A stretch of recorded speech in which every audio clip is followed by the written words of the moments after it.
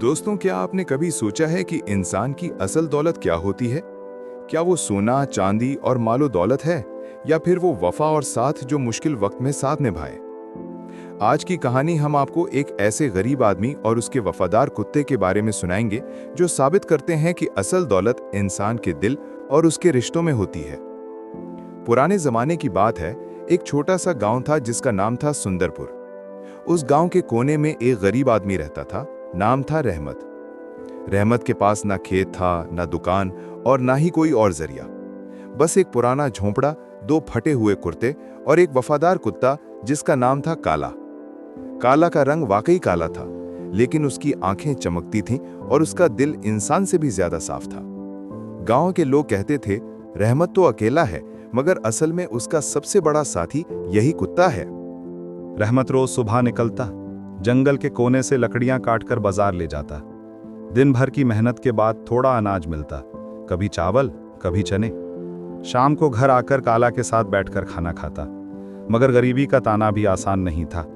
गांव के कुछ लोग उसका मजाक उड़ाते, अरे रहमत, तुझे तो तेरा कुत्ता ही पाल रहा है, कमाई तो तेरी नजर नहीं आती। रहमत मुस्कुराकर कहता, जो साथ दुख में छोड़कर ना भागे वही असल दौलत है।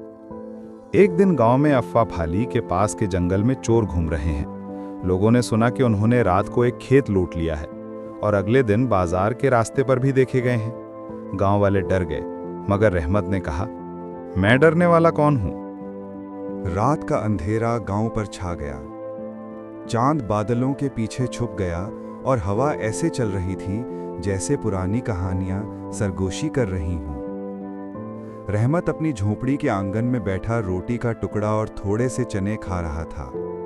काला उसके पास शांति से बैठा था। इसी वक्त काला की आंखें चमक उठी। उसने जोर से भौंकना शुरू कर दिया। उसका बदन तन गया और दुम हिलना बंद हो गई। रहमत ने घबराकर पूछा, काला क्या हुआ?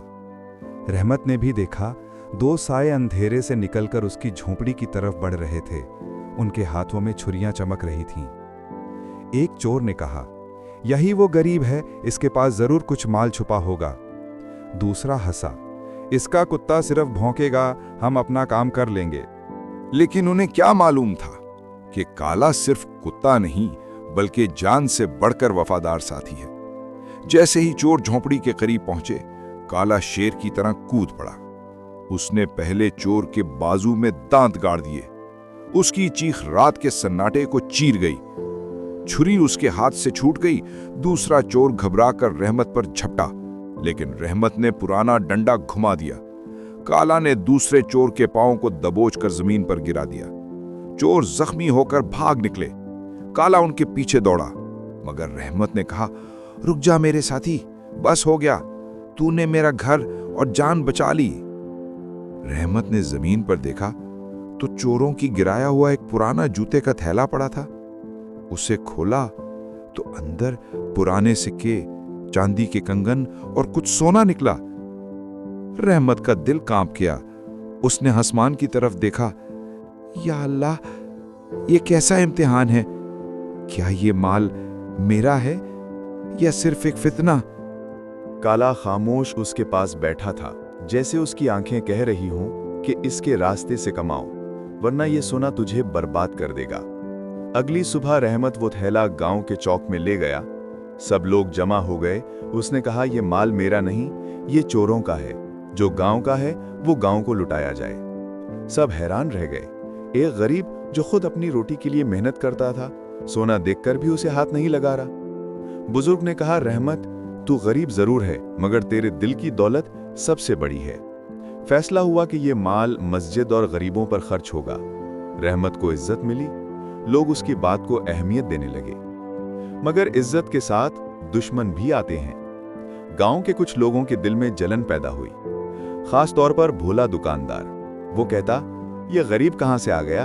एक कुत्ता पाल लिया और सबके दिल जीत लिए। जरूर कोई राज है। एक रात भोला और उसके साथी रहमत की झोंपड़ी के पास आए। वो चाहते थे कि चोरों का माल वहां छुपाकर सुबह उसे बदनाम करें, मगर काला जाग रहा था। जैसे ही उन्होंने बोरी छुपाने की कोशिश की, काला भौंकने लगा। रहमत ने देखा और समझ गया कि ये साजिश है। उसने काला को पीछे भेजा। काला भोला को जा पकड़ा। अगली सुबह गांव वाले जमा हुए। बोरी बरामद हुई और सबको पता चला कि भोला ही साजिश कर रहा था। लोग गुस्से से भर गए। बुजुर्ग ने कहा, जिसने ईमानदार को बदनाम करने की कोशिश की उसका गांव में कोई मकाम नहीं। भोला और उसके साथी गांव से निकाल दिए गए। रहमत की आंखों में आंसू थे। उसने काला के सर पर हाथ रखा और कहा, तू सिर्फ मेरा साथी नहीं, मेरे नसीब का रखवाला है। अगर तू ना होता तो आज लोग मुझे चोर समझ लेते। उस दिन से रहमत की कहानी हर गांव में मिसाल बन गई।